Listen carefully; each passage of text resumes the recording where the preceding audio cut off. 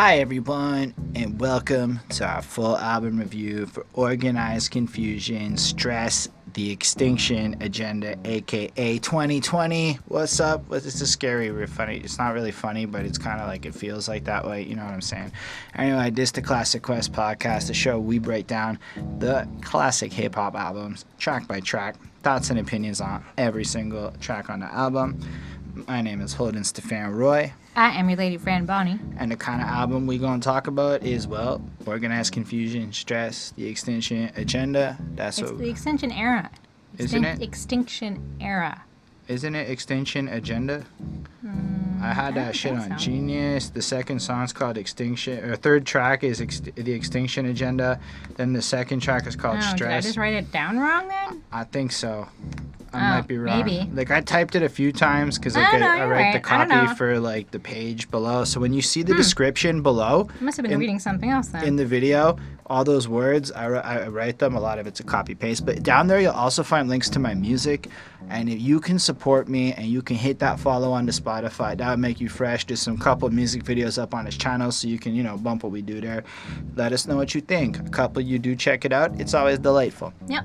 I digress. If you support what we do, you can check out the Patreon as well, and that'll be real fresh. And we do these long album reviews. It's all about the deep dives. I don't know. I'm not really good at brevity. Apparently we don't know the names of the album that we're reviewing. My bad. I knew the name of the album. I was paying attention. Why are we doing this album, though? Because that's how we like to start the show. DJ Black Hurricane, one of those lovely patrons of ours, used his magical patron powers to follow up his last request and have us do the second Organized Konfusion project, Stress, the Extinction Agenda. Why do I say follow up? Because his previous request a couple months back happened to be Organized Konfusion's Organized Konfusion album. Him and I were just last night, we were talking about the moon. We were both observing the moon and saw just how crazy. It was very orange up here in Canada, and I wasn't sure where he was. I know he was on vacation somewhere, but the moon was very, very red, and it looked like blood on it almost. It was pretty creepy. DJ Black Hurricane's a nifty dude. He does the scratchety scratches, and he knows like beats like a G. Yeah. That's all I can say about that. And he's a youngin, relative to my old ass.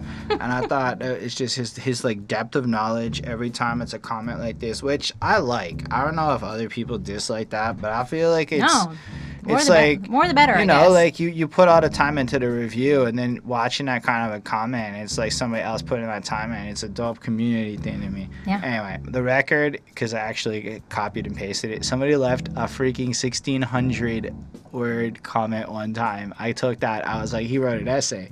Dude wrote an essay in the comment section, like literally, like we say that hyperbolically at a couple hundred. 1,600 words. Blew my mind. I loved it.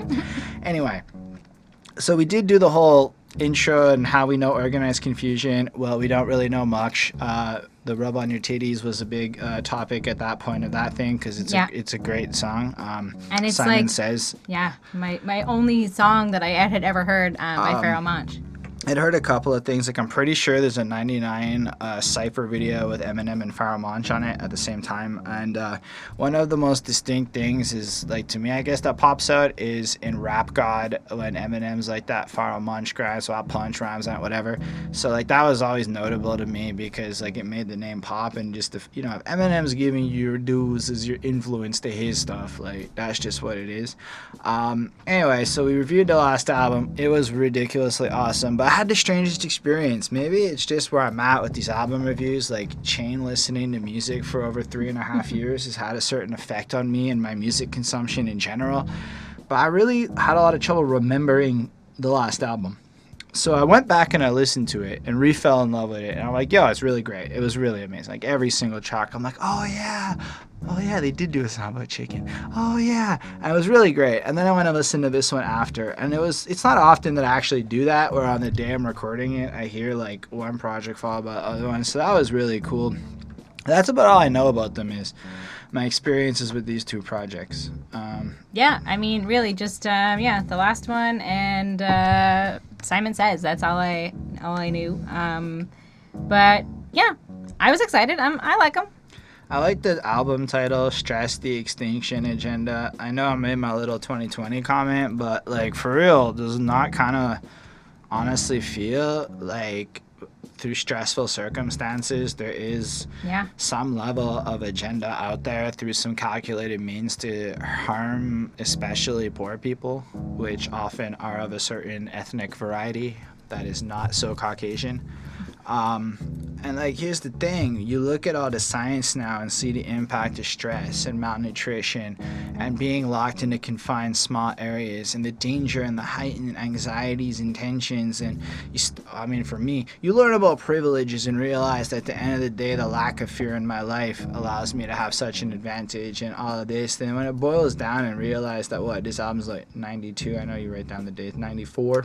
August 16th, 1994. So like, again, it just always baffles me, not baffles, but I'm always so like, I'm overwhelmed with wonder when I realize how much of this knowledge and this awareness existed so far back into the past, and just how blind we are like today, honestly, so many of us, especially if you watch the social medias today, and you're like, man, but like they was dropping some interesting subject matter like 20 years ago, a little less. Anyway, I like the title a lot. I don't know what you think about the title.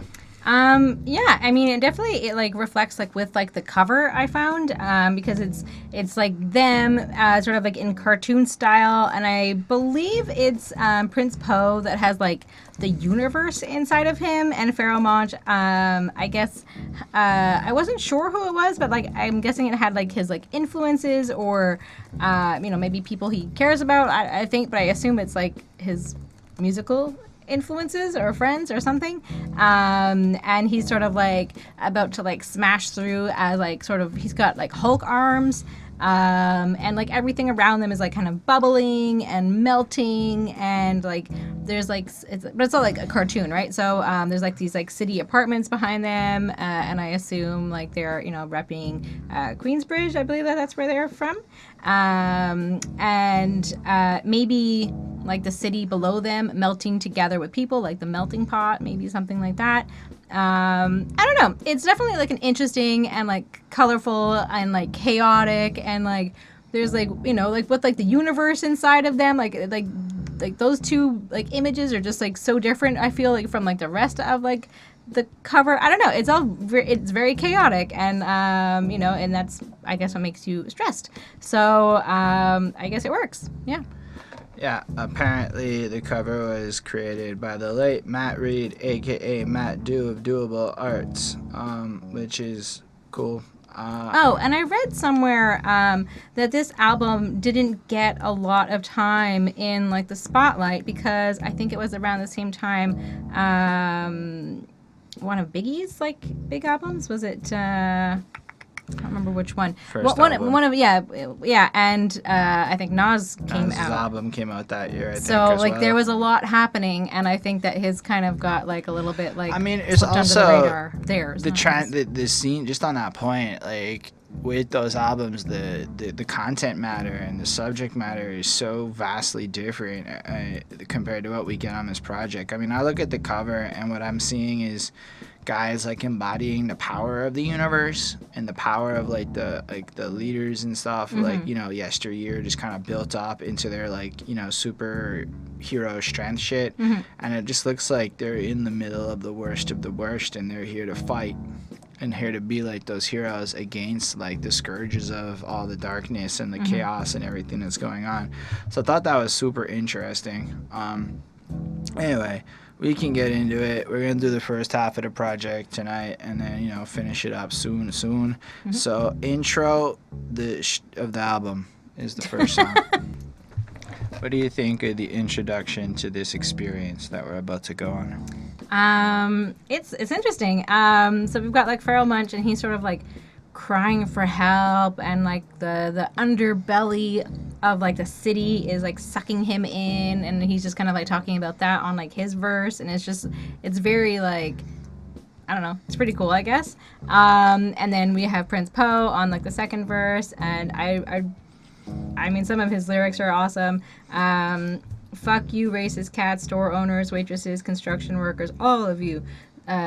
Southern police, phony, secret agents, racist bus drivers. I'm driving and I'm striving, and Organized is on again. So kind of like a fuck you to like those that are like trying to like bring him down and like being racist and like discriminating for all of those reasons. And he's kind of like, fuck you, I'm gonna do better than you, sort of like, just in spite of in them. So, and I think that that's often like, something that, puts the flame under your ass. Like, oh yeah, you said I can't, watch me. Like, I think it's that kind of like attitude that they're gonna like, show you.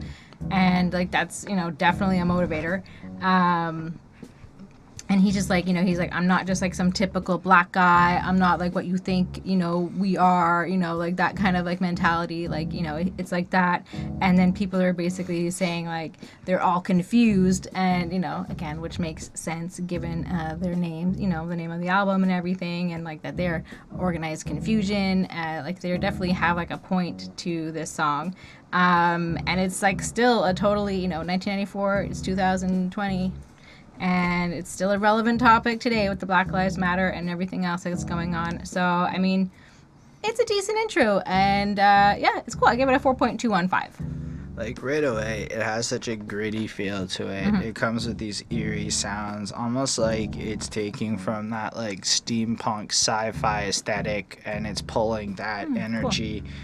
Into the instrumentals. I don't really know what they're sampling, but you end up with this I'm so confused. And like, considering they're called Organized Konfusion, it's a pretty clever like start just on the branding of their name. Mm-hmm. But when you proceed to listen to the way this whole album plays out, it also feels like, I mean, from 94 to this day, the general sense of a lot of people's and like before life. I mean, I know that even up in the lower middle class, we got people floating around their office jobs effectively going, why do I do the things that I do here? There's like, what are we doing? Sometimes I can't give specifics, but we make choices that we know are terrible and do all the work just to make our crappy paychecks and go home. Sometimes you try and do something different, but at the end of the day, you're just left with this like dark, I'm so confused feeling.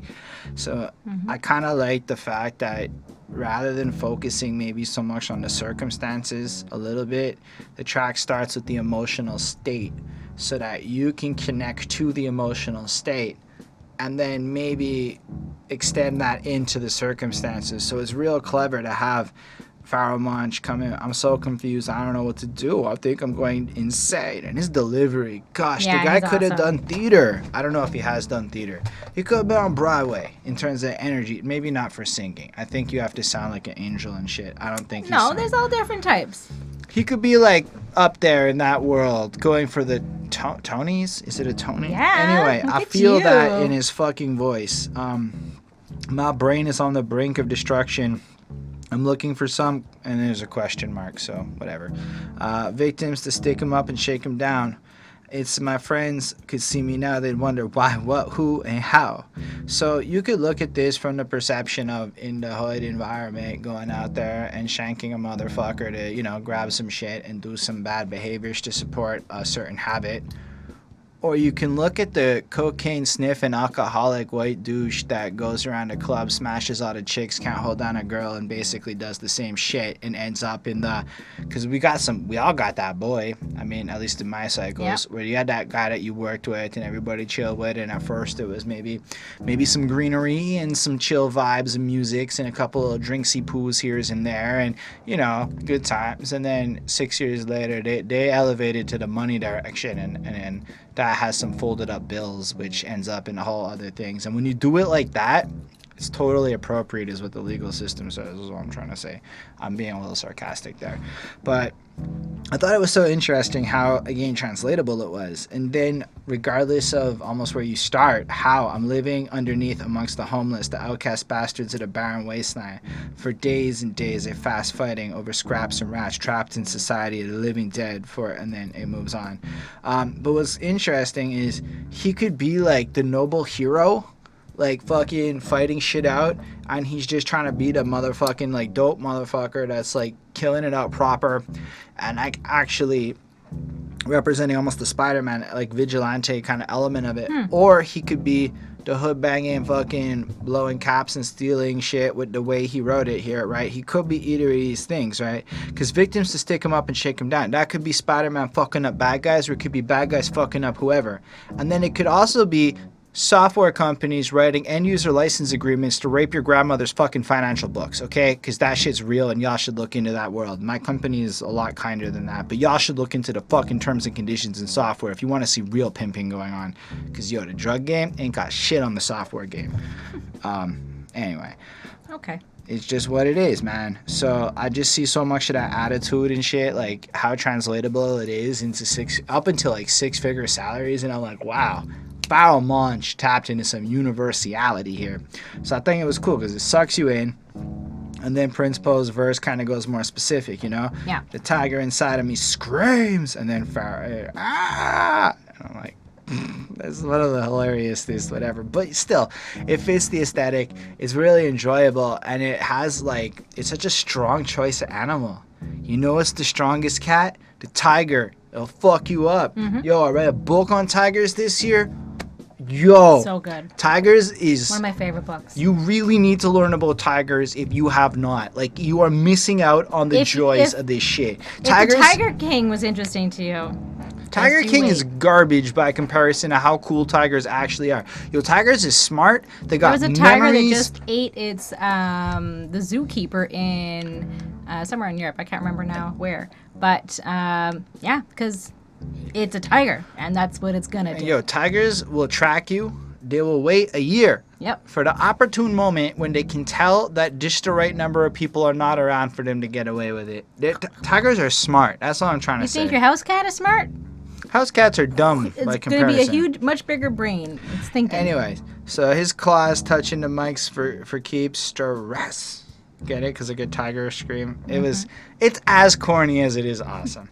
Anyway, he keeps on with the verses, and I love the way he like works it out, where it's like he feels like a tiger trapped in a cage. It's a good metaphor for the situation, but he's using his mic to lash out his voice, his power, and then quickly shoots it over to the corrupt, racist folk of the world. You covered a lot of how the tone goes in. Mm-hmm. I mean, I like how bold he writes it, how strong it is, and then it just kind of samples out, and it's like this little introduction lets you know that this album is not coming with joy. It is not going to be a happy experience. They are stressed. They are going through some serious shit. And I think what they're trying to do is capture the actual stress and pulse of their people and put it onto a record. And when you think about America 2020, I mean, the fact that we are at police protest last month or whatever, or 2 months ago, whenever the fuck it happened, like, this is where the world is at. It's still going down. However, there's teensy little itsy-bitsy changes. There's no arrests, but there's teensy-wincy little changes going on. Yeah. I mean, not in Montreal, but no, seriously. A couple weeks ago, honestly, she went past it. Cops pulled up, and 6 of them pulled guns on 2 18-year-olds and a 4-year-old. All little ladies. And a kid. Like, just out of nowhere. Oh, we were under the impression that this would be a hostile situation. So we didn't look. There's a baby in the car. We just go through and we pull the guns because we assumed that girlfriend's boyfriend who's a drug dealer would be there. Assumed. Yo, fuck. It just makes you want to say fuck the police. And you know why? Because they're not here for my protection. They're here for my dollars. That's the truth of the situation. Cops are there for their protection, and they use ticket quotas to tax us. And you know what? We don't really need to go there. Y'all understand it. I'm just saying, the more we learn about the police in our fair city of Montreal, you realize that some of your American cities may be doing all right. Not all of you, but yo, you guys in Vermont are killing it by comparison to us in Montreal, is what I'm trying to say, okay? And we're very close in proximity. When is the last time you heard of Vermont having bad problems? I'm certain they do. Can y'all let us know if Vermont... Just makes me think of Super Troopers. For all I know, like, tomorrow it's going to come out that, like, somebody in the comments. It's just going to be Like, you things just think that of involve Bernie the border. Sanders and forests, It's just okay? going to be things that involve the border. It's just going to be like people trying to smuggle drugs across or whatever, smuggle whatever. That's, I feel like, the biggest crime in Vermont. But like maple syrup. Smuggling maple syrup, I don't know. Either way, it's just like anyway, Montreal's got some systemic awfulness. Like, they officially announced that it will now be illegal to discriminate stopping black people. No, I'm saying literally today, July 8th, 2020, after a year and a half of a report that came out saying our cops are officially racist and target indigenous people more than black folk, but black people's right after indigenous folk. Because, if you're indigenous in Montreal, fuck you. That is the police's position, honestly. Basically. Yeah. And, like, if you look into the history of our police, like, the actual They've purpose... been just policing Native American or, indigenous people like, the since day one. RCMP's existence, that's our FBI, in case you're wondering. It's called RCMP. It's the horse cops with the red and shit that gets made fun of in our No, media. that's not our FBI. It's a season like No, the... that's our FBI. The CSIS is their CIA. Our FBI is the RCMP. It's the national level police force that deals with shit like drugs and whatever. Whatever. I guess, I don't know, does the FBI cover stuff in small locations? Because I don't know if that's the same. The RCMP is the cops in middle of nowhere. So that would be like maybe one difference. But, man. I'm sure that if there's a crime in, buttfuck nowhere, the FBI will go there. Like, also, like, in the same way that the FBI and them all use drug laws and shit to use fear-mongering for power, like, the RCMP's literal existence is to dislocate Native Americans so that we could build land. So that we can move in. That is the literal purpose of the history of this police force. So all the original I can't policies... really imagine it really being even all like that different in the States. Even with like they did the same reforms thing. and stuff that you would build on and change shit up, the original mandates of your fucking constitution of your department are fundamentally racist. And if you look through the history of a lot of the southern police states, oh boy, do I keep learning time and time again how they were just effectively tools that a clan used to shut shit down.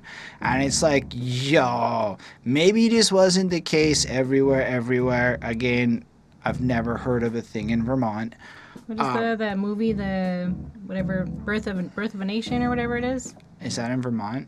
No, I don't know. No. Oh, Birth of the Nation is that That's racist shit that's heralded as a classic and what. It's the best movie of all time or whatever, the American classic. Anyway, and it perpetuates slavery in the worst way, and it became like a clan recruitment tool. So I don't know. I just keep learning about this kind of stuff, and then you read this kind of stuff over here, and you're like, yo, these Organized Konfusion boys was onto some shit back when they were young too. Because I'm old by comparison. They was kids by comparison. Yeah. I have a lot of respect for where they're at with it. Also, how dope is it that after 3 albums and not popping, they chose to just like let it be and go do their own things rather than run the brand into the ground so that the loyalist fans will always just have the 3 projects and not feel like, oh, like they're the group that didn't make the album you all would have ended up hating is what I'm understanding. Yeah, I like that. Anyway, I think we've talked a lot now. I don't know. Did you give your grade? I did not. I gave it a 4.35. It's really eerie and interesting to listen to, but if I think about all the intros and stuff, I couldn't give it higher than that. Anyway, Stress is the next song. DJ Black Hurricane explicitly mentioned there was a music video of this song, so I watched it, and it was like every trope of every music video of that time thrown into like one video. Yep. Just squished together, like black and white and colored up shots, long shots, fishbowl shots, like everything I've ever, gritty shit, Shirtless in the colorful snow. shit. That one was a little new, but I mean, end of the day, it just felt like The like zooming in like right on the it face. visually felt like Organized Konfusion, and that wasn't Absolutely. a good thing to me. I'm not a music video guy. I watched it and I did that. Anyway, how do you feel about this song? I found that this one, like when I first heard it, I guess now I can say these things, but I feel like it had like a very MF Doom vibe to it at first. Like I thought that was kind of cool, and I guess that was kind of like the beginning of that type of hip hop. And so we've got Prince Po, who is dealing with stress, but basically with the help of God, he's able to get through the day to day and, deal with all of like the shit that happens in his life and around him and everything. And he's here to be a leader, and people are listening more and more, and he's realizing that. And then in the middle, there's a clip. I think it was from, was it Taxi Driver? Was it that it? I think. I don't know. I thought it was just some shit they recorded. Yeah, I don't know. So I think it was like them having a little argument. Oh, with I thought it was from a driver. movie. Anyways. I took it like a skit where basically they argue. They're both trying to like get a cab, and then the cab driver finds out they're going to Harlem or wherever the fuck. Well, they it want is. to go to like the hood, basically. And that's where he's they like, live. "Oh no, I'm not going that way." And it's then, pouring rain. You can hear the rain. Like it's and like it's just like soaked. they just need to get a cab, but the guy's being racist. And like no cab driver will pick them up. Like, and then the one that finally doesn't actually drive them. And they're like, "Why'd you even bother stopping?" And then they kill him, which I think is an interesting art way of expressing the frustration. It's what probably many people want to do in that moment. I can't. That's something I'll never experience. You think people don't stop for me? Are you fucking kidding? They always stop for me. I've never had that problem, and once in my life. So just like, it's, I guess, one of those things you never think about until like it's in your face like that. And I think it's really interesting because with everything I understand now, what a powerful like way to just vent out the frustration of like everyone. Yeah, absolutely. And I think that's exactly it. Like it's, he's just kind of like, fuck this guy. Like, just sick of being discriminated against and, just all of it. So, yeah. I don't know. That's it. I would say something about guns and, whatever, but I mean, I'm lucky that we don't have a culture of that carries a lot of guns. Firearms. Yeah, because I would have shot a million people's heads off already. So, I guess not. But anyways, so then we have Pharaoh Monch, and he basically asks a lot of questions to make you think. And, like, why do you believe, like, everything that you hear on, like, mainstream media? And, like, why do you think this? And why do you do this? And, he just sort of is discussing the fact that of the stress that he feels just by being a black man, like just because of that, like that he is automatically a target, a threat. He's seen like that by and to so many people, and basically, he's on the other side and kind of like dares people to challenge him, and I think that this is just sort of like their reality and like their stresses that they have to deal with that are such bullshit that only some people get to deal with that, and other people just don't. Just exactly like what you were saying. Like I don't have like any issues, hailing a cab if I needed to. I vividly remember actually being in New York, and then I don't know. I assume that they're just crazy taxi drivers, but like one like skirted over 3 lanes and cut off like 3 lanes of people to pick me up, me and my girlfriend up, like when we went to New York one time. And so it's just like like that kind of stuff, like where people are like wanting to pick us up versus and again, on the other hand, I've had some very creepy and weird taxi drivers and probably say things to me that they wouldn't say to you. So there's that as well, I guess. Just again, I guess another thing to people have to think about. And just, sort of just like the crush, kill, destroy, stress, like being repeated over and over. And then, just sort of, that's just how they feel. And they just want to destroy everything. And they feel that stress. They feel like that weight. And, everything that they do is feeling like an uphill battle. So it can definitely feel like a lot of stress on a person who is dealing with already maybe living in a dangerous area, is in poverty, dealing with everything else, trying to get food and trying to get money and trying to, get by just like everybody else with enough stress that we all carry, on top of all these other prejudices and like things that you just wouldn't even think about, and just that's just part of their stress day to day. And in the 90s in the New York area was not good. So for lower class people, or not lower class, but like lower, like the poverty, right? And like the hoods and stuff like that, there was a lot of crime and a lot of cops. And yeah, it was just it feels very New York, and I like that. I guess getting to experience also, I guess, Nas and Biggie in that too. It's just interesting how like that feeling comes across, which is really unique about New York. Anyways, it's good. The music is just sort of like chaotic and stress sounding, and so it definitely suits the tone of the whole song. I give it a 4.5 on 5. I kind of feel the Nas bit. I don't feel the Biggie bit. I feel in a different Mobb way. Deep. I feel the Mobb Deepness of it. Yeah. I also, who was it? I wrote it in my notes. There was something I felt. I know it's very different, but it reminds me a lot of the tone of Cell Therapy by Goody Mob, which I think came out later, so don't get me wrong. I'm not trying to get it twisted, but that was the first song, like the pain, stress. It's like, oh, that's interesting. You got that, and I was thinking like MF. I don't know. That's how it kind of flowed for me a little bit. But it's more the tone, right? The seriousness of this track. And another thing I thought was funny is what popped out to you is all the social issue shit. That is not what popped out to me on this song. The other half of the lyrics are exploring whack rap. Let me tell you something. There you go. I'm in my 8th year of being a Montreal MC. There is a lot in this track I can relate to. When my city tells you that it does all this drug dealing shit because of poor conditions, it's all lies. You make enough on welfare and a couple under the table grinds that you'll never have to go hungry in my city. There are enough social services, you never have to go hungry in my city. And we don't have a territory geography issue like something like even Toronto has. No matter where you are in my city, something employable is less than an hour away. So we have no conditions that create the level of extreme poverty that leads to anything. But you listen to our fucking hip-hop scene, and we basically New York's ghettos in the 90s in 2020. And it's like, bro, are you fucking kidding me? I see your posts on Facebook. Anyway.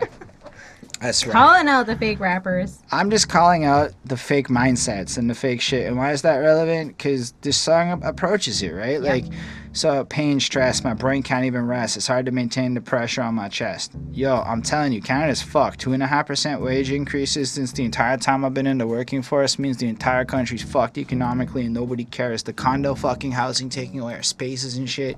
There's some fucking whack shit going on to people of my age group and younger that is not fair. Like, we never had a chance to cop property proper.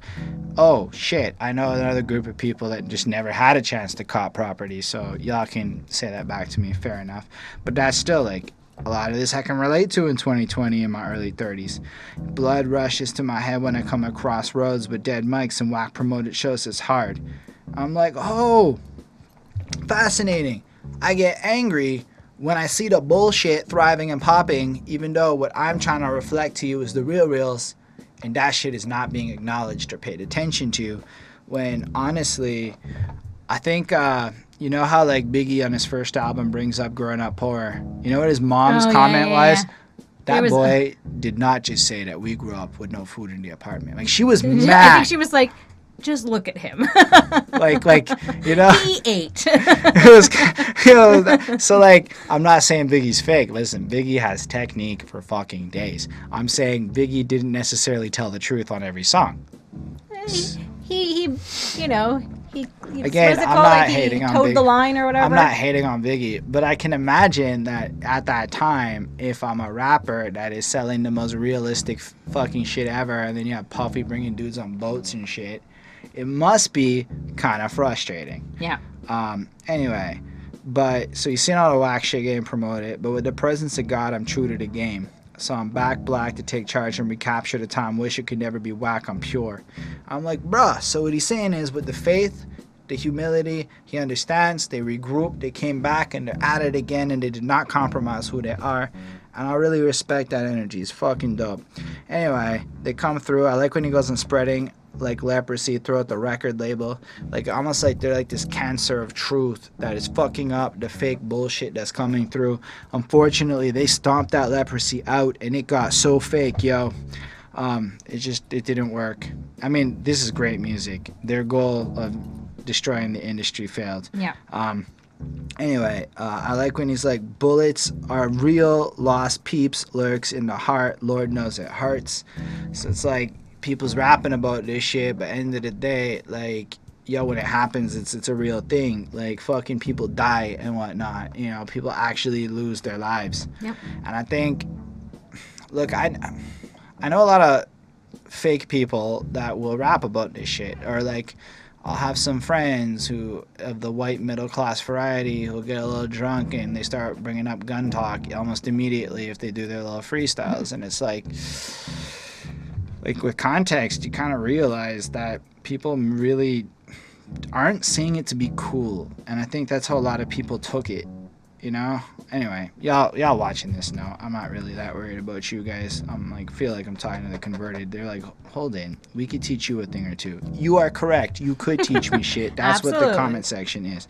Anyway, I thought it was fucking dope. They're coming through. They're not taking their shorts. The chorus comes through. The skit comes through. The skit didn't make the music video. I can understand why. I wonder if you can get away with that in 2020. Do you remember how much trouble Triple X Tentacion got for lynching the little white kid? Like, you get in a lot of trouble, I think, for that.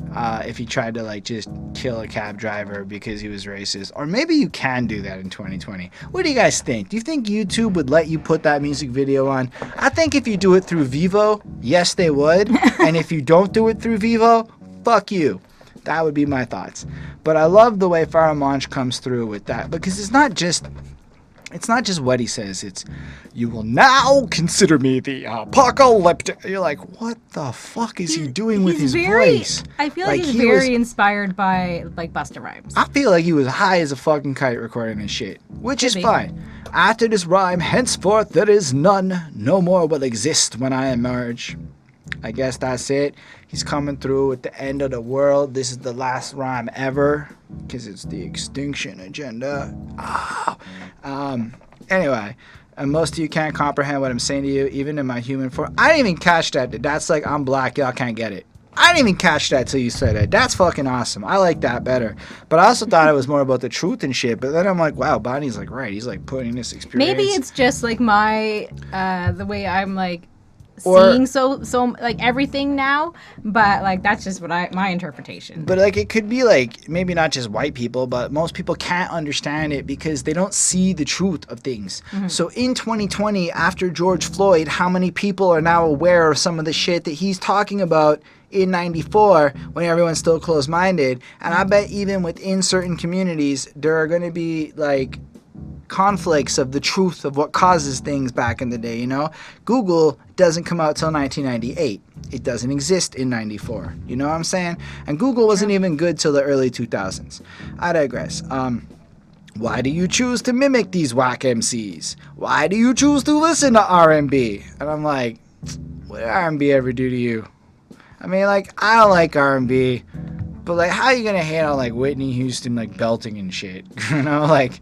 Girl. Like, I'm just, like, really? What's wrong with R&B? Like, I mean, why do you choose to listen to R&B? Because a lot of those people have pipes. I'm like... Usher. It's so not my cup of tea, but, like... It's Tony Braxton. Or that, like, you remind me of a girl... Isn't that Usher? Yeah, that's why I was still on Usher. Oh, okay. Because you said Usher. You know, all that shit, like U751, that album's banging. I don't care what anybody says. Is R&B often, like, a serious content matter music? No. Yeah. Not that my understanding of it. I mean, I'm certain there is the farther back you go. It does have the word blues. That's the B. But, I mean, I like to listen to bad music. So that line, I was like, that's harsh, yo. Is R&B like that toxic to y'all? Here's the thing. Y'all can answer in the comments and let me know how bad it was at the time. But it just seems like R&B hip-hop was starting to really pop out now, and I feel Brian like McKnight. It's a shot at R&B hip-hop. Anyway, it's just like R. Kelly's time. You know, he's starting to, you know... When did Space Jam come out?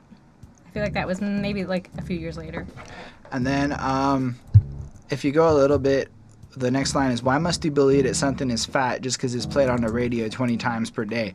And I'm like, wow, I was reading that Sapiens book that Amazon put out as like a bestseller, and the guy's real smart. And in that book, he basically talks about how people listen to music and shit.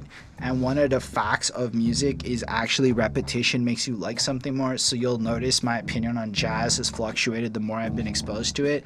The idea that you're set in your taste in music beyond the age of 25 is a fat ass lie. The truth is, you will learn to love every genre of music that you put yourself through the hell of listening to. I don't like country, but if I listen to 2,000 country songs, I will like country. And that there's nothing I can do about it. That's...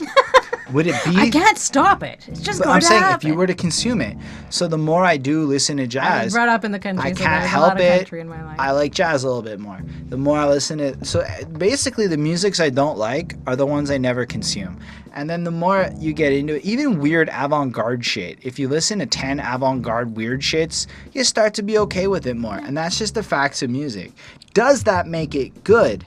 No, actually. And so a lot of bad music is heralded as classics because of chart performance and shit. I think a lot of bad music, I'm using air quotes, is like it's just stuff that you attach yourself to. It has a memory or it means something to you. I agree. Bop isn't fantastic music. I'm gonna have to be real with y'all.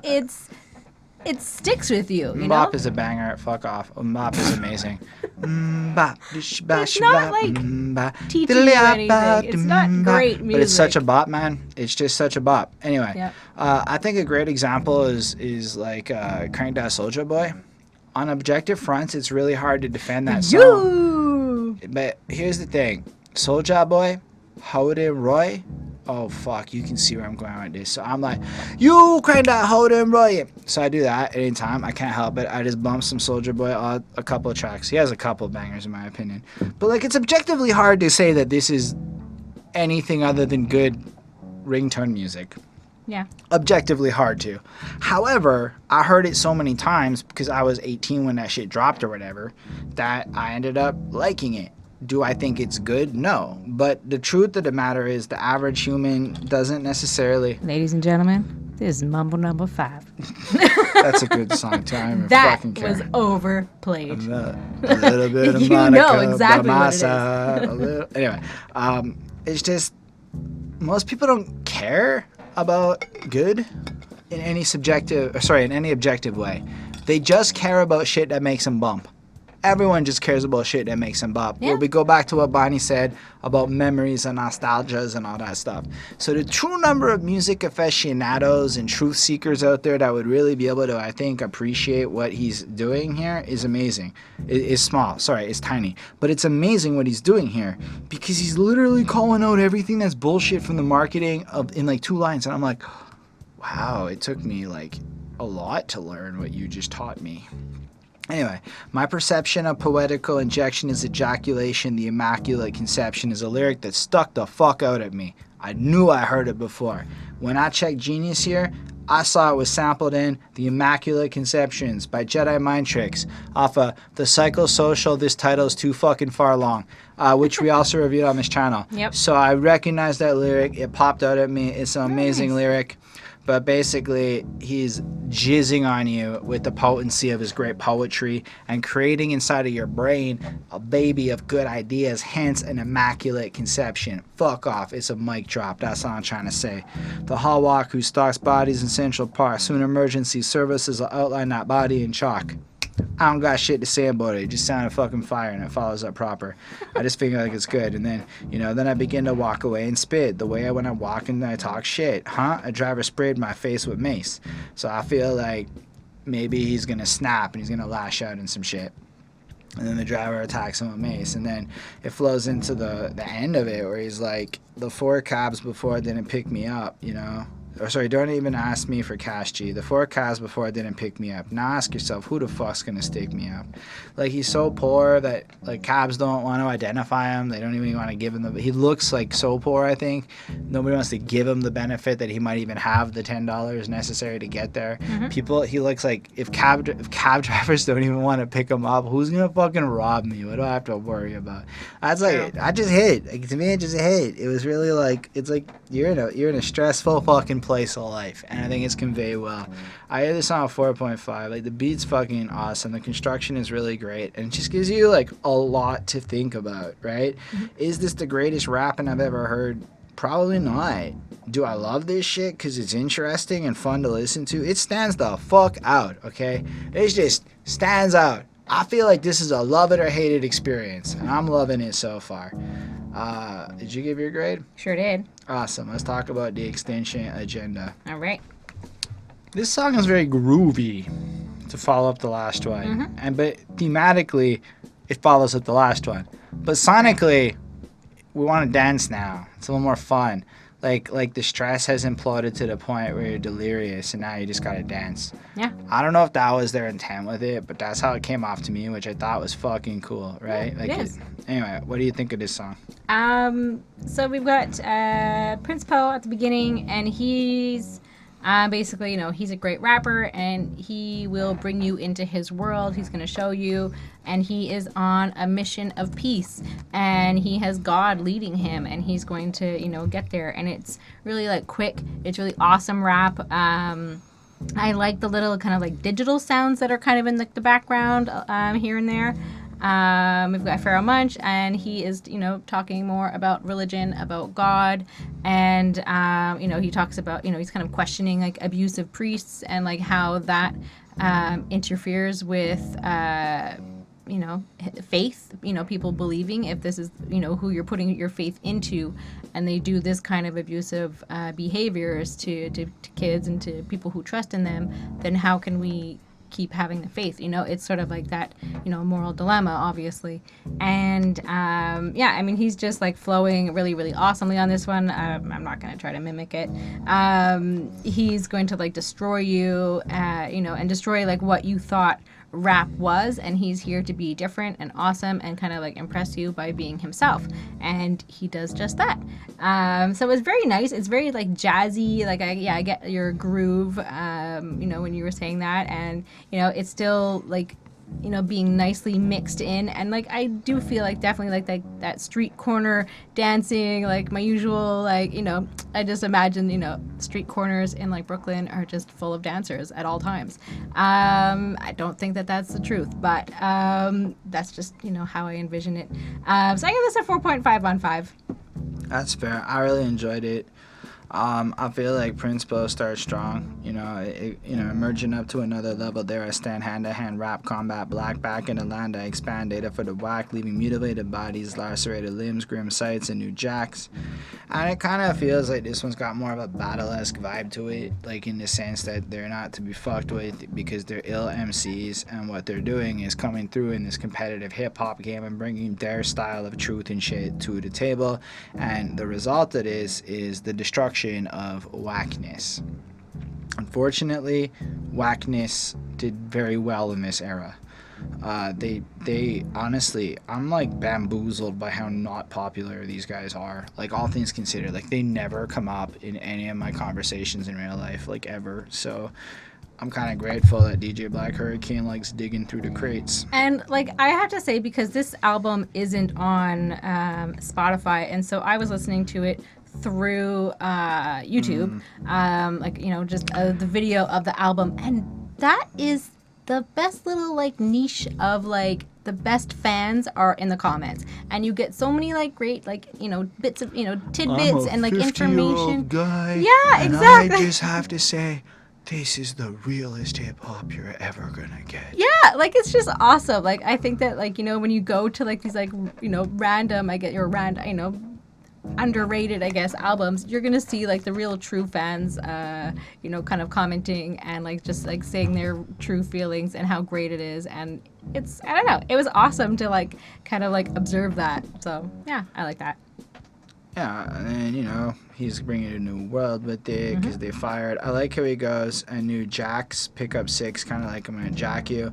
And then 7 more new jacks. In that case, I took it more like holes that you're jacking into and commencing with this and fading. So, like, they're going from, you know, flipping the word. I thought that was cool because of how many lines are in between before he, like, brings that back. I thought that was an interesting literary technique. I don't know. It wasn't like lyrically I thought it was as profoundly thought-provoking as the last couple. I just thought it was great to listen to, like the trilogy of terror, whatever I do to bring light, you're blinded by the glare of the trendsetter, beware when I strike. You know, that's fucking dope rhyming, just to having that trilogy of terror, trendsetter, beware kind of rhyme scheme bounding in with you're blinded by when I strike. The way they flowed those 2 rhyme schemes together, fresh as fuck. Blueprints like no other. Doing it again there, keeping it running. The soldiers of fortune, the undercover, rebel or rap attacking, the one is attacking blacks. I'm on a mission of peace, I make tracks. You know, I like the way they do this flow shit. As an MC, I like the complicated flows.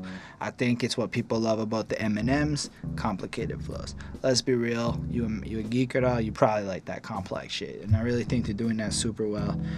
Basically, they're fresh and people can't stand the pressure, which is the Extinction Agenda. So now it's almost like they're given stress from the situation and their mission is the Extinction Agenda, which is to fuck up the whack hip-hops and whatnot. You know, on the other hand, it makes sense why a bunch of whack underground MCs now just do this. Like, all they do is this side of shit. Because they would have listened to this shit, and this would have become the underground cultural thing to do, to consistently shit on the mainstream. Even though it doesn't make sense, because all these whack underground rappers, I'm talking about the 2021s. Like, you wanna go through, like, the journey of YouTube fucking white boys doing tricky Eminem flows all sounding the same? It's fucking terrible. So I mean, it's just unfortunate. I have what like I call the indie underground artist checklist, and like tick tick tick tick, and so it's interesting how many of those check boxes seem to come from tracks like this, where it's almost like they lay down a blueprint that's generated from a sincere frustration of your budding culture being hijacked by mainstream capitalistic tendencies and your desire to keep it pure. But when you're doing that in 2020, it's like, bruh, like, are you fucking kidding me? Of course the mainstream's evil. Like, we're so far past that it's just dumb. It's a dumb song to write in 2020. My shit's better than that mainstream garbage. Then you go put on the mainstream garbage and it's like, have a good time. And you're like, I mean, these are just apples and oranges. This isn't fucking like, you throw on a Lil Yachty song when you want to have a good time, okay?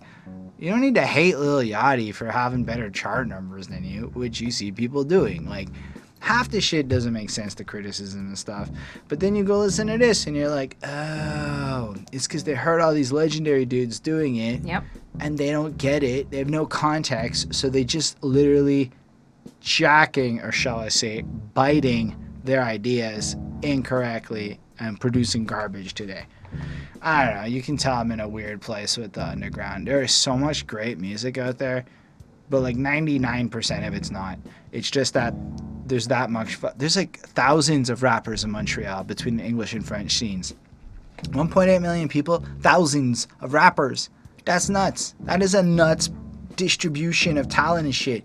It's to the point where, like, if I made a whack rap song, meme shit, repping Quebec something, I could probably get more money than by trying to be quality.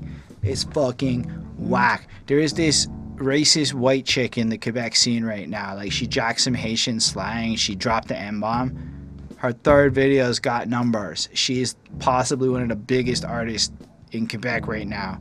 On some like controversy shit. It's like, fuck her. She's not even good.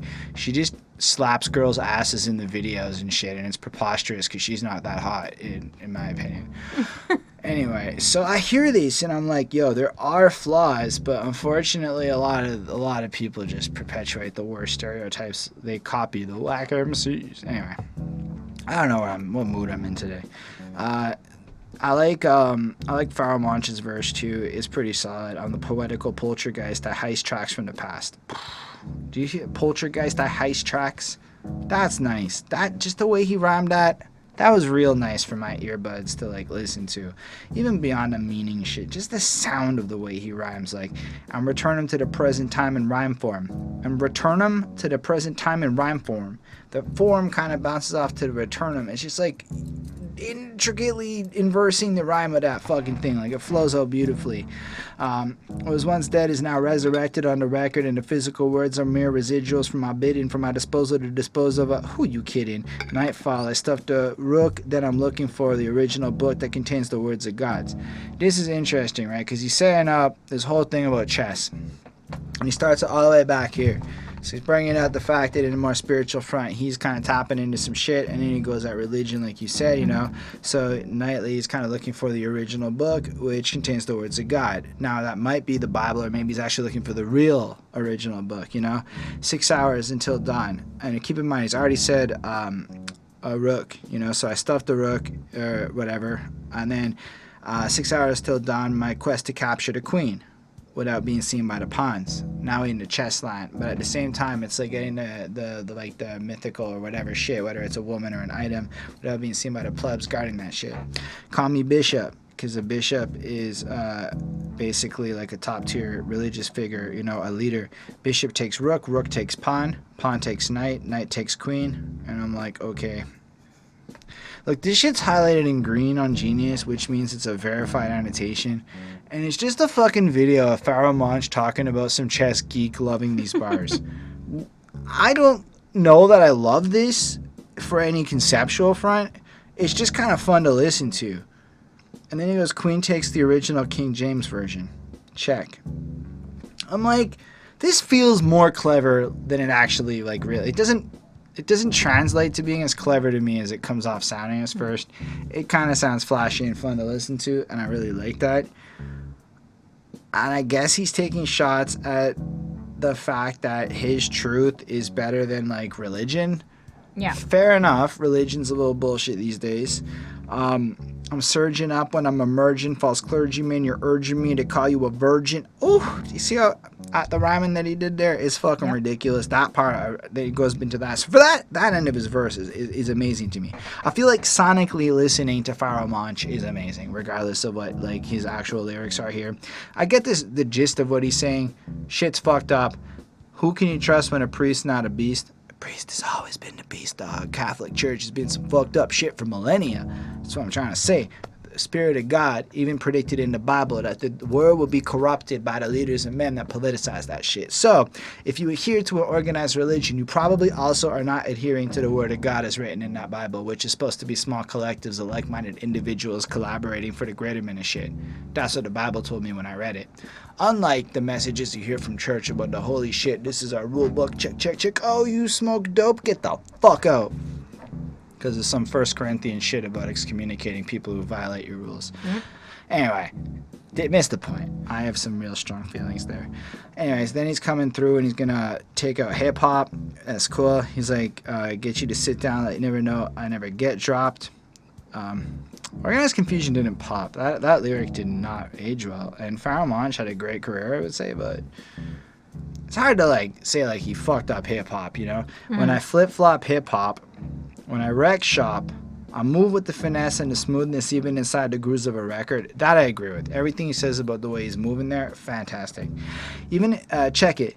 Check it again, check it again, check it again. Check the metaphors, make sure they're making sense. And then I am not sold on this whole chess shit after checking it multiple times. So I'm going to go back to you on Pharaoh Monch on that one.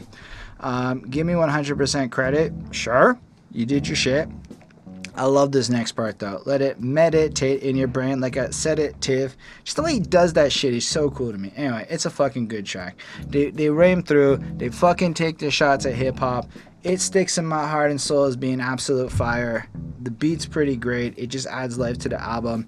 It's funky. It's a 4.5. Unfortunately, this isn't going to stop the pop machine. So that end of it was kind of like, it was a valiant effort. This is like an Alamo kind of moment, you know, where like you fought hard, but the pop machine won. All right, 13. So I feel like we've hit like a groove in this project. We're on a bit more the gritty side, but to me, I feel like if you like the first two, you're just gonna like the rest of what's coming. Yeah. If you did not necessarily enjoy the first two, listen to them like 85 more times and see then if you like them, because then you'll have repetition in your favor. How do you feel about this track? I don't know. I mean, I really like Pharoah Monch's voice. And on this one, I feel like you can really hear like the influence again of like Busta Rhymes and kind of like that style. I like that he can be like really like high and then like really like deep in like one sentence. Like he really just like fluctuates with his voice like really really well, and I think that that's really great. Almost to like the point where he could rap with two personalities, like that kind of like, you know, like Eminem and I guess like Eminem and Slim Shady, like, you know, kind of different personalities. Like I could see him doing that if he chose to. I like how the verses like flow really like nicely into like the chorus on this one, which is like kind of mixed in. His rhymes are like super tight on this one. It's basically just him alone on this one, I think. And I'm always down for lots of Pharoah Monch because, I mean, he's weird, but I like him. I like the power. I got the power. Give me a pen and a pad. I'll be back in an hour with some more fat shit. I tell ya, MC Monchichi. And I don't know. It's just like fun. Like, I like the ending. It's just like an enjoyable song. I liked it. 4.4 on 5 from me. Fair enough. I enjoyed this one as well. Like I said, I feel like if you're really into it already, it's cool. What's distinct about this one so far? Also, Buck Wild did a lot of production on this project. I forgot to mention that. This one's produced by Buck Wild. I believe they brought in some friends to help on this project to kind of expand a little bit. I really like the aesthetic of it. So it's really interesting. It just kind of rock on with your bat itself. So it samples that from Puffing on Blunts and Drinking Tanqueray by Dr. Dre featuring the Dog Pound on the Lady of Rage. So that's cool. And it just kind of has that little sample that kind of resonates through. And then everything in his song is Pharoah Monch. He just does 3 fucking verses just rolling through it. And I don't know, like, it's just all over the place. Like, I'm coming like a redneck trucker, watch your back, and then you hear a screech, like a screech, and you can't steer it, face the bass drum. Because you run you're when you hear it. Doing like wheelies and stupid shit if you're a redneck trucker. I just can tell you that as facts. But it's also like there's no brakes and shit, you know? And then he's cut your steering line or whatever, so you can't even fucking escape. Face the bass drum, you run when you hear it. It's the most incredible rap, individual style, piles up like drug cases in Queens County Criminal Court. Shorty, step back. And it's interesting how it's like his style of rap is then compared to the sheer volume of criminal cases that are being dealt with through like the fucking court systems and shit, kind of bringing to light that problem, but also flossing on the grandiosity and the sheer volume of complexity of his styles, which is a weird flex, bro. A weird flex, but clever, because it's not a bad weird flex. It's more of a weird flex, bro. Like in a positive way, because that is a lot. That number is big, and the bar makes sense, but you're educated by the end of it rather than just being, flossy, whatever. And then he's like, telling people, fuck rapping. Let's take it to the corner of the block and battle with the Tex and the Clocks. For some reason, it's censored on the version I heard on YouTube. I don't know if it was censored on the actual album. One of y'all can confirm that. But if you like to stage a mic it, come here, done. That's how I like it. So I guess basically we could go do that, which is violent, or we could instead resolve it with words and do this shit. Or hit me in the face, why don't you? Prince Poe will hunt you and puncture your voodoo doll.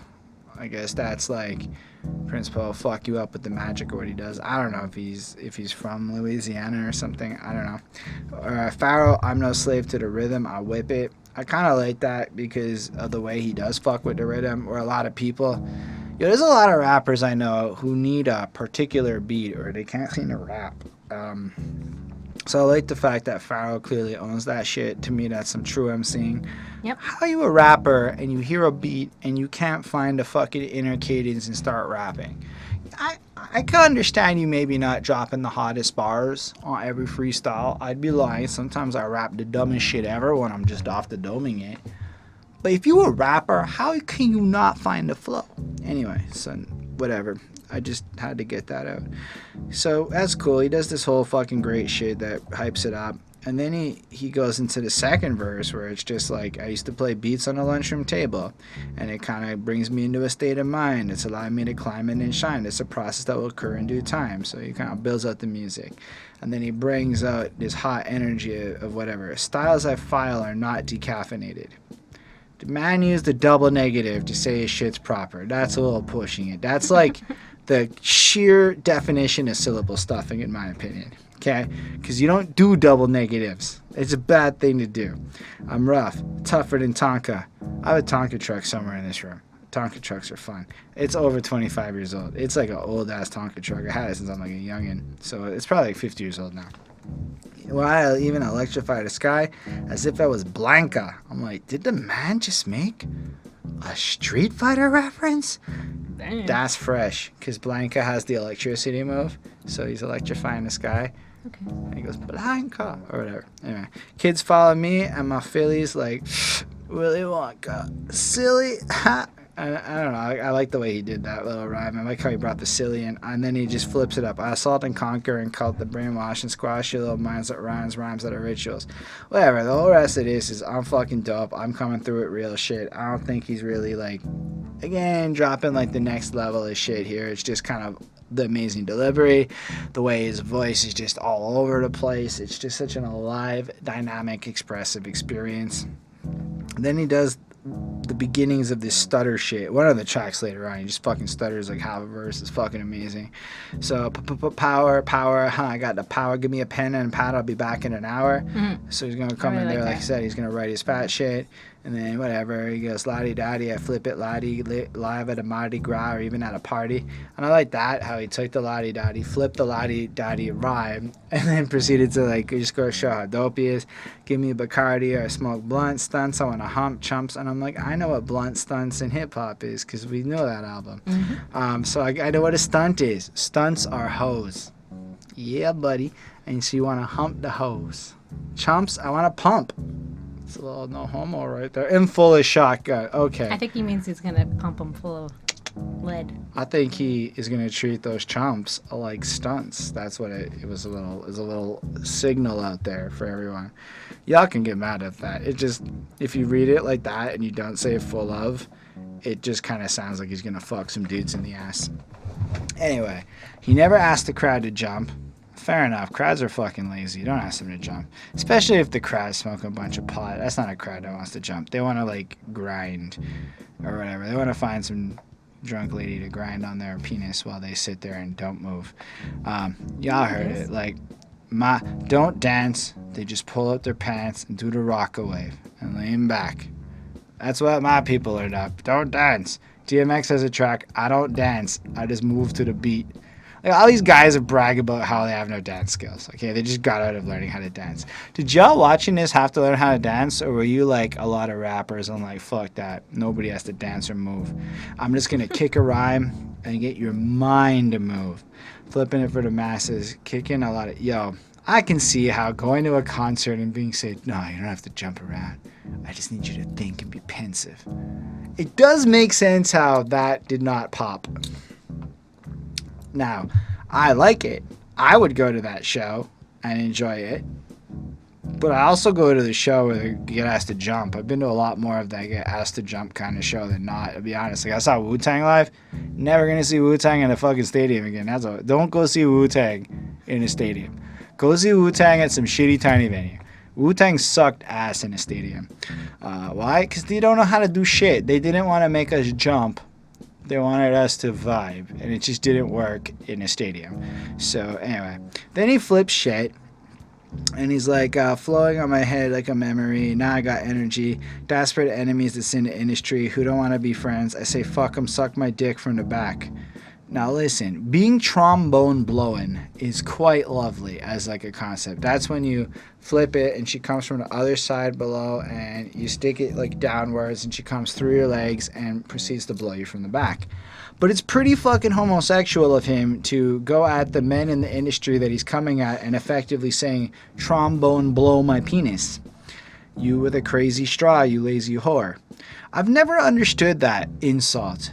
Other man who is my enemy, fillet me.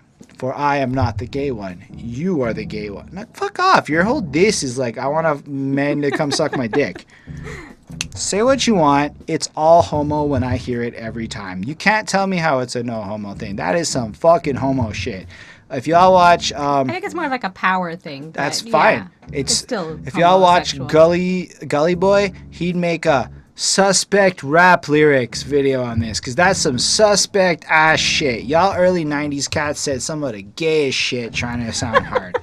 It's just awful. Those are the lines I don't want to rap. It's all that hard, man, I'll fuck you in the ass shit. Like, nah, you sound gay. That's the end of it. Sorry, that's where it is. This song lost a couple points for how he ended it. Like, so now, on top of all of that, so this man, who is his enemy, now needs to do that shit to make a dick expand. But what you keep in mind, this is not a woman he's fucking. It's his enemies that need to suck his dick enough to get blood. That means he's enjoying this shit, okay? And then that is popping out to expanding, giving him an erection, no teeth, no hands. Fair enough. That's a good blowjob. Muli, what am I? An asshole? What? Like, what? No. Why would you be, what? That was just stuff, like, what? It just ends like he was really fucking high. And he was just rhyming. And it went somewhere really weird. Like, he just needed to bust a nut as he was rapping that out. And then that came out. And then what? Because I just want to fucking force my enemies to suck my dick and shit with no hands? I'm an asshole? No, actually, that's not really assholing me. That's pretty fair. Fuck your enemies. That's fair. I don't know what makes him an asshole of this. I think he sounds like a reasonable guy that wants to, on the low, fuck some men. Anyway, I give this a 4.5. It's just fun. It's pretty great, and it really showcases a whole fucking lot of Pharoah Monch's versatility. Y'all can argue I don't know shit about early 90s masculine culture, and that's fair. It still comes off super not straight to me. That's all right. Yeah. We can talk about Black Sunday. It's very hot in here, so I have been asked to go faster because somebody who sleeps in the same bed as me has made it clear it's in my safety issues to not talk as much on this. And I'm going to take that risk for y'all, and we're going to go through it properly. So know that if I'm on the couch tonight, it's for you, YouTube audience. I wish I had a hammock on, like, the balcony. That's all I wish, and it would just be, like, so cool, and I would just sleep out there. So apparently, a fun fact Genius just taught me, the beat was created by Prince Po on the same machine that was used to make Onyx's Slam beat. Fun facts. Can I just say Prince Po absolutely fucking steals the show on this one with his verse. He just sounds amazing. The way he sings that shit, like, I just like, what the fuck? This is beautiful. It is just an incredible sound that he drops on this. I definitely think we're in the same vein as shit. We're just kind of discussing their experiences. So they're thinking back. I assume church is part of their memories. So Black Sunday, whatever.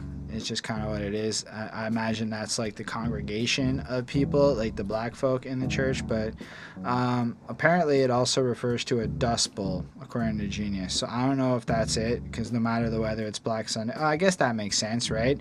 If it's a dust bowl that stops the weather and apocalyptic doomy shit, that makes way more sense than anything I was going to say.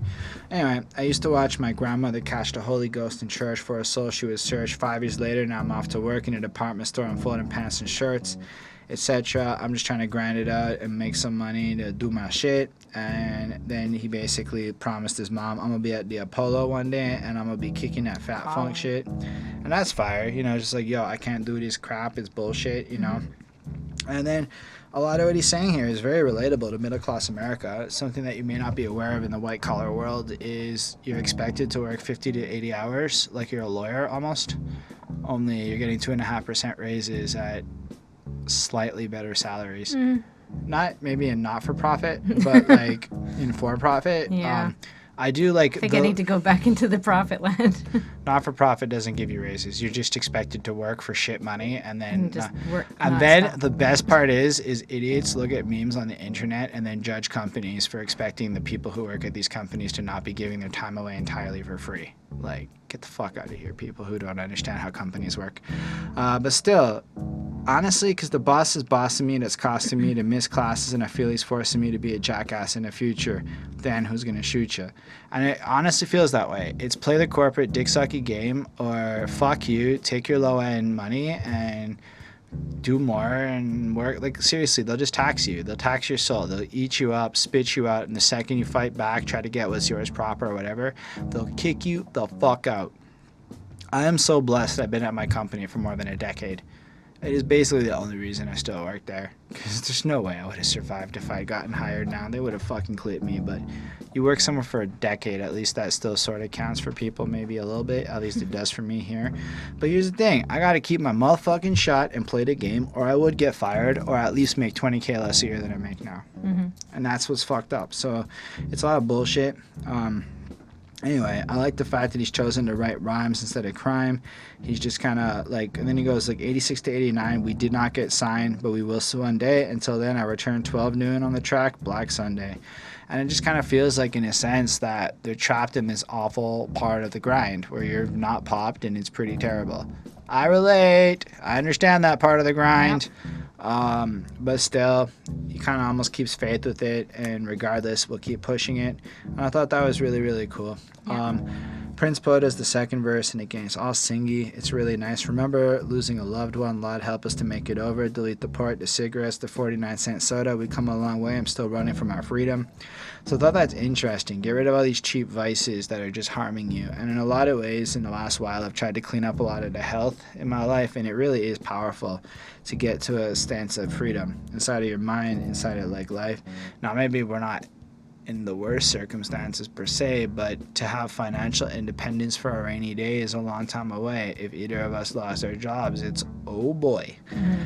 You know, like nobody's comfortable. I think 10% of Canadians have a savings account. So just to give you an idea. However, he's escaping from crack vials so you can feed that baby. I used to ride the elevator with the crazy lady. A year later, I made demo cassettes with the Munch. My stick was on the fader. Rhymes ran out quick, so I encouraged Munch to start writing rhymes. And so, he's kind of doing his shit. Then you got Munch to be involved. They're kind of pushing their stuff. They move their thing, come in with their demo tape, pushing it. And, yeah, they're just kind of here. Don't fuck with them. And I just feel like this song is dedicated to the struggle of like how hard it is to make it, and they're doing it. They're relying on each other. They have their faith in what their operation. They've got their mission statement, and they just have that faith that it's gonna work. And yeah, I thought this one sounded even better than everything I've heard so far. The beat was just amazing. Prince Po blew my mind like next level. I give this a 4.75 on 5. Wow, interesting. Yeah, I mean, so I took away, so on the first verse we have like Pharoah Monch, and he's kind of like talking about when he was working in a store, like a department store, and he made a little bit of money, and then like you said, he basically made a promise to his mother that he would be famous one day, and his destiny is to be a rapper and to write lyrics for the world that people will enjoy and be impressed by, and that's just what he did. Aww. And like, what a determined guy. Like, he just wanted to do that, and that was it. And so, I mean, as weird as he is, like, he stuck to his goals, and he that's what he wanted to do, and he went and did it. Good for him. And like, he made the choice to write his rhymes and to express himself through music in this way, and he was able to get like anger and like negativity, and to like kind of like occupy like his goals and like his life with rap instead of like crime or negativity, or just kind of like focusing on like the bad things in life. And like he saw others doing, and which was unfortunately not, it was more common, I guess. And then we've got Prince Po on the second part, and he is just kind of like talking about that they got screwed over.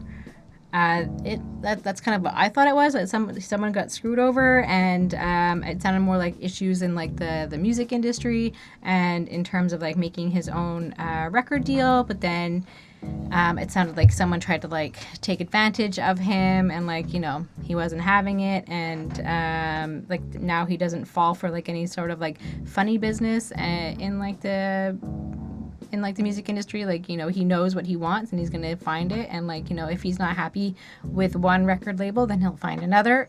And like, that's just it. And for me, like, I found that it was just like, you know, not my favorite one that I've heard so far on this album. You know, but they are definitely talking about like, you know, personal shit that they have gone through, and kind of like where they're at. And for me, it was just like, it was fine. I gave it a 4.2 on 5. I don't agree with your grade, but that's okay. Sometimes I like to drop bombs on your reality. Okay. This totally serves the role of a little bit of an interlude. It doesn't have a lot of lyrics, but it has a lot of intensity. It's very hard-hitting. I feel like there's a headbangy power to the pulse of the percussion that appears on this. Basically, they're organized to drop bombs, guerrilla warfare like Vietnam, elevate the mental into the temple of doom, consuming maximum capacity, so make room. In a sense, that's them in a nutshell, in 4 lines. They're organizing confusion to drop bombs, make their great music. They're coming at this with sneaky tactics, taking on established mainstream media with their underground, independent, fuck the system tactics, using intellectualism to basically turn their minds into serious weapons, and optimizing all the knowledge so that they can continually find ways to absorb new shit. They are organized. Yeah. And I'm like, yo, that's pretty fresh. That really is a concise thing. It breaks down. It's a short little break on this project, and I think it does its job pretty well. It's a decent little skit thing, and I give it a 4.35. Yeah, I mean, that's exactly what it is. And like, even just like the few, you know, like, there's not a lot of words that are spoken on this. It's, you know, only 1:35, but you know, the voice work is good, like the way that they play and like the way that they use their voices. I liked it. Sort of tying back to when you said that, you know, you thought that, you know, maybe Pharoah Monch did like theater, like it's that kind of like voice work that he's kind of doing, and that they're here to drop bombs. And like you said, it is mostly an instrumental, and it's all right, but I kind of wish they would have spit more over it. Like, I like that it's like, you know, it is a nice interlude, but it's a short album. I want to hear some more rapping. That was my opinion. I want to hear more Pharoah. It's fine. I gave it a 4.1 on 5. Awesome. We're going to end part 1 here. Like I said, I'm already risking sleeping on the couch because I decided to have fucking opinions regardless. I went a little quicker. Yeah, Montreal's been going through heat waves. For all you fucking people that think climate change is not real, it's getting worse every year. And Yep. when you think about how Longer, more just like consistent. seriously, air conditioning isn't affordable in the tier of poverty that, not poverty, but in the tier of economics that we live in. To get ample air conditioning is fucking expensive, okay? And especially in shitty old places that don't keep heat. So like, when you think about climate change, it's scary to think about the amount of heat wave ass bullshit that's gonna fuck people up in the midst of all the other dark things. It is basically The beavers, I read an article, the beavers are like moving up north. They're going further and further up. I don't know. It's basically an extinction agenda from nature. Exactly. Anyway, thank God for watching this first part. We're going to do the next 7 tracks on the next half of this. We're going to go through it. The heat wave breaks on Friday, so we're probably going to get to it around then. We appreciate you being here. We appreciate you watching this. We look forward to seeing your comments. You can hit that like button if you felt it, dislike it if you didn't, subscribe to the channel for part 2 and more reviews. And yeah, if you make that comment, we'll answer you. So special thanks to the patrons: Ismail Gadamsi, Chris Prado, Jonathan Barnes, DJ Black Hurricane, Linda Williams, Scribble, and Carl. They're dope. They support what we do. And it's real cool. For a couple of years, some of these names, I've literally said their names like multiple times a week for a couple of years. And that's really heartwarming. So thank y'all. Anyway, if you want to support us, that's cool. You can join us and I can say your name too. And I make music, making a really big push for that. So if you want to check that out and follow me on Spotify, I'll be mad fresh. I see a lot of y'all are clicking on the DistroKid link in the description and then doing nothing with it, but you'd have to click on like whatever comes after DistroKid. It's kind of a pick your platform option. Anyway, I appreciate y'all. It's real bad and hot in here, so live long and prosper, everyone. Peace, guys.